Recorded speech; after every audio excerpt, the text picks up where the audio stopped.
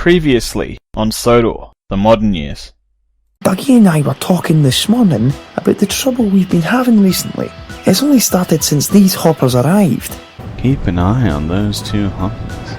I'll be taking action to minimize these disruptions on your barrage, while I figure out how to stop them for good. It should at least cause the trucks to pause for thought. Between you and Oliver, I'm surprised the trucks are even willing to try causing trouble. Scruffy was at the front. He told them to hold back and they did. But Mr. Oliver didn't. So shunt us in every which way. We owe them a few bumps in return. You've been saying that since you arrived, 006. But the engines on that branch have destroyed trucks that caused trouble. Those are just old guards' tales. Oh, I wouldn't say that. They happened. I wasn't talking to you. Mind your own business. This is my business. I can still find other trucks who won't realise that.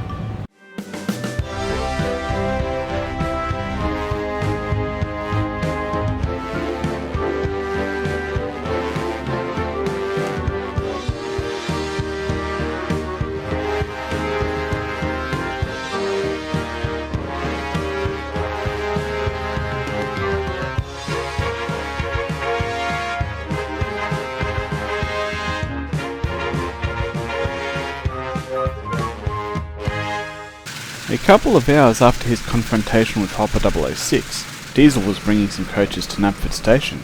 He had been considering how to stop the devious Hopper. Several plans had already crossed his mind and been dismissed.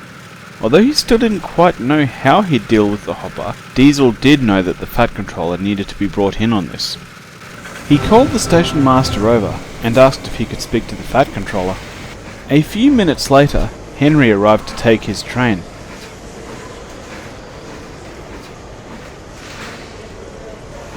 As Diesel was uncoupled, the shunter heard a familiar voice.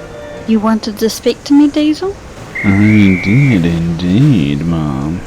I take it you've heard of this trouble with trucks on the Little Western? Yes, Diesel. I've been rather concerned about that. I've also heard you're looking into it. That's correct, Miss Hat. In fact, I have found something, or to be more precise, someone. Who is it?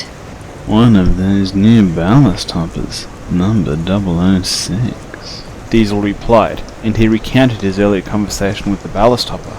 When he'd finished, the Fat Controller sighed. I was afraid it might be something like that. Unfortunately, this puts me in a rather awkward position. What do you mean, Mom?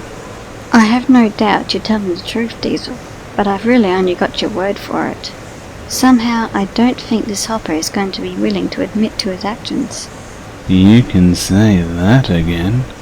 I'm afraid my hands are sort of tied. These are the first brand new trucks the railway has purchased in a while, and the board of directors took a bit of convincing. I think I understand, Mel. I imagine it wouldn't go down too well with the directors if you were to get rid of one hopper after only a few weeks on the railway. Not without strong evidence he was a troublemaker, no. What if I could get such evidence, Miss Hat? That may be tricky, Diesel. From what you've told me, Hopper 006 sounds like a proper Iago. Pardon me, Mom, but what's an Iago? He's a character from one of Shakespeare's plays, a schemer who manipulates a fellow into committing murder for him. He sounds like a nasty sort. Nasty and careful, he made sure nothing could be linked back to him.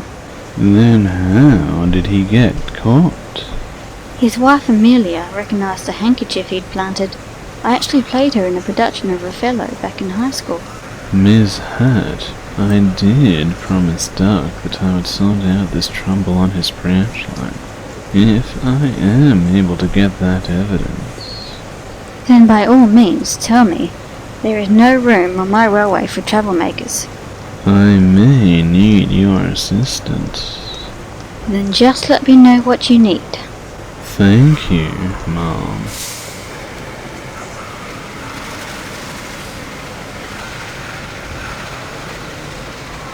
As Diesel headed back to the yard, he was thinking about his conversation with the Fat Controller. There was something she had said, just in passing, that had given him a bit of an idea. If only he could remember what it was. A production of Othello back in high school. A stage performance. What was that, Diesel? Diesel grinned.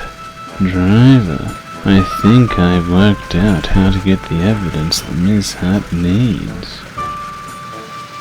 Diesel spent the next few hours shunting the yard and watching the trucks very closely. Just as he had expected, they seemed to be quite angry with Hopper 006. That was just what Diesel needed, and he began making some arrangements. Just after lunchtime, Douglas arrived with a goods train from the Little Western. Did you have any trouble this time, Douglas? Not at all.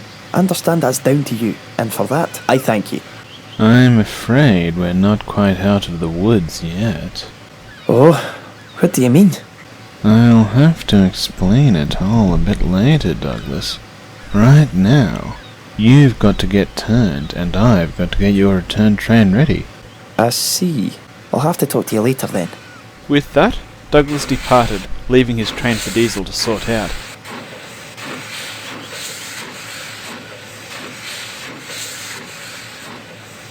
Diesel soon shunted the trucks. Once that was done, he shunted Toad onto the brake van track. Toad, I'm going to need your help. My help, Mr. Diesel? May I ask with what? Ending this trouble on your branch line. Diesel told Toad what he'd discovered, and outlined his plan. By the time he'd finished, the Great Western brake van was looking outraged. Oh, I'll definitely help you, Mr. Diesel. That sort of behaviour, it's just downright disrespectful. I'm glad to have you on board. Your plan does seem pretty straightforward, Mr. Diesel, but I do have one question. How exactly am I to record what happens for Miss Hat to see?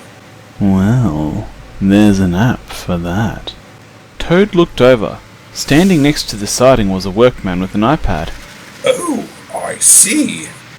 A few minutes later, Diesel sidled up to where Hopper 006 was sulking. Having trouble finding other trucks to help send a message, are we? It's just a matter of time. You'll see. I doubt it. Word spreads quickly on this railway, and neither trucks nor engines take kindly to being used. Your little game is over. Hopper 006 didn't reply. He just glared at Diesel. Now that that's sorted, I've got work to do. With that, Diesel headed off, leaving a fuming Hopper behind him. A little while later, Douglas returned to the yard, ready for his return run. What took you so long? You were supposed to be out of here 10 minutes ago. What are you talking about? You're running late, Douglas. That's what I'm talking about. You'd better get going, as these trucks are needed on your branch line. Douglas looked closely at Diesel, recalling the shunter's earlier words. Is that so? I'd better get moving then. Quickly now, we've got time to make up. Douglas said, as he quickly backed down to his trucks. Hopper 006 was one of them. As the train moved out of the yard, the Hopper was still fuming. He'd show that Diesel, he thought. His game wasn't over, not by a long shot.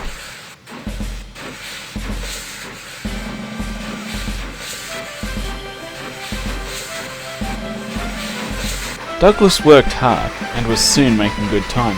He passed through the junction to the Little Western without incident. However, he couldn't help feeling there was something going on.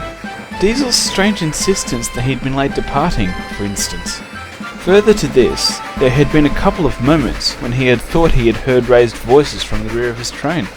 Then there was trouble. One moment, Douglas and his train were progressing smoothly along the line. The next... Oh, for Pete's sake! Douglas burst out. Are you alright, Toad? Just a bit shaken, Mr. Douglas.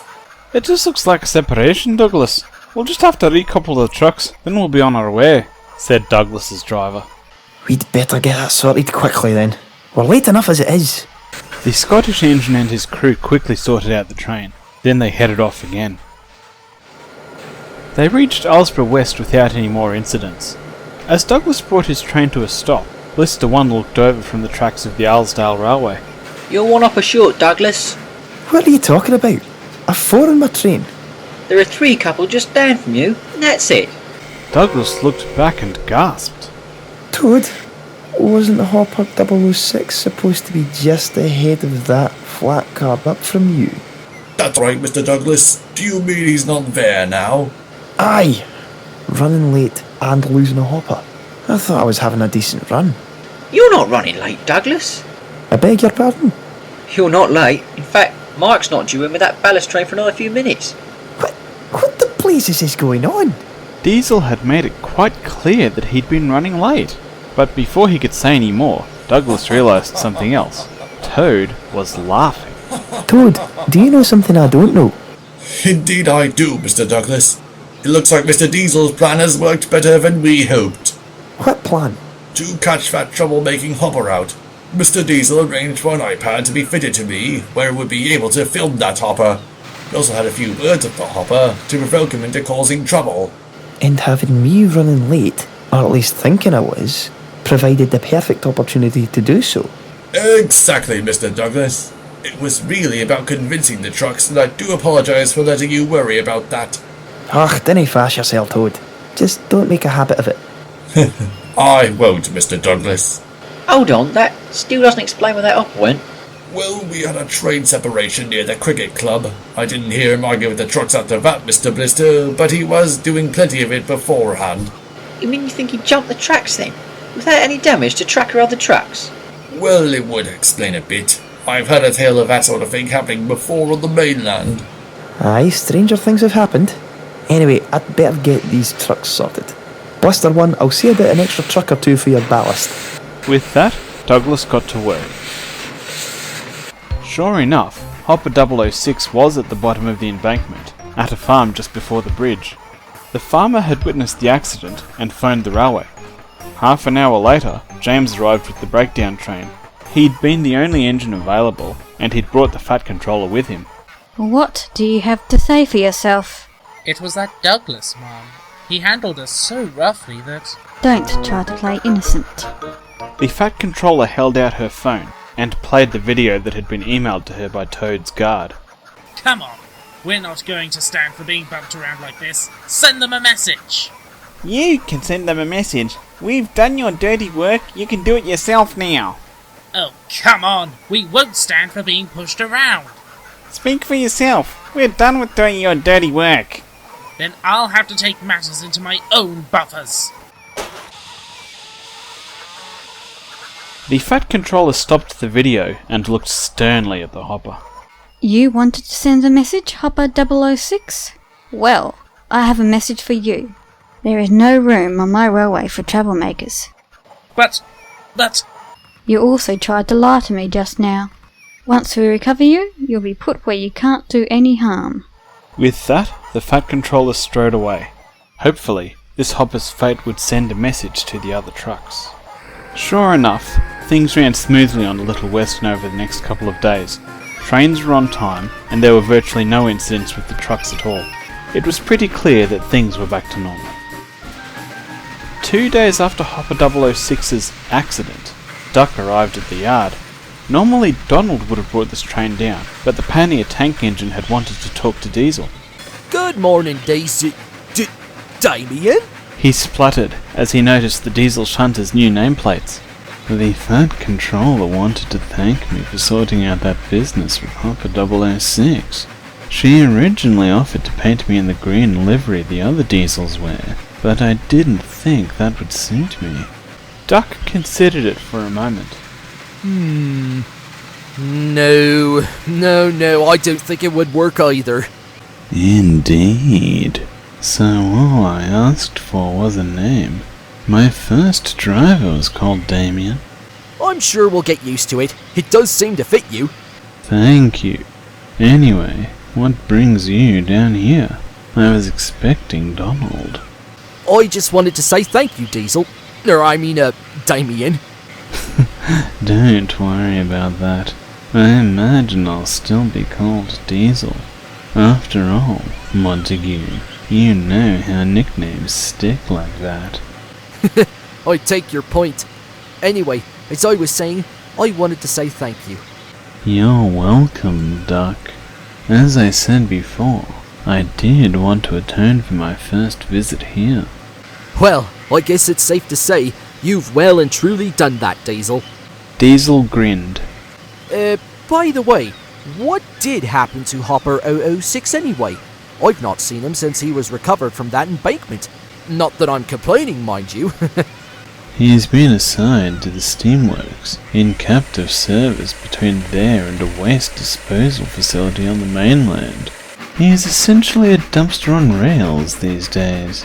It seems the foreman of the steamworks requested a truck or two for this duty a little while ago. Well, at least he's still of some use, I suppose. Anyway, I'd better head off to the sheds. Thanks again, Diesel. I do appreciate it. Both engines moved off, and as they did so, Diesel realised something. He had told Duck that he still felt slightly guilty about what he'd done back in 1958.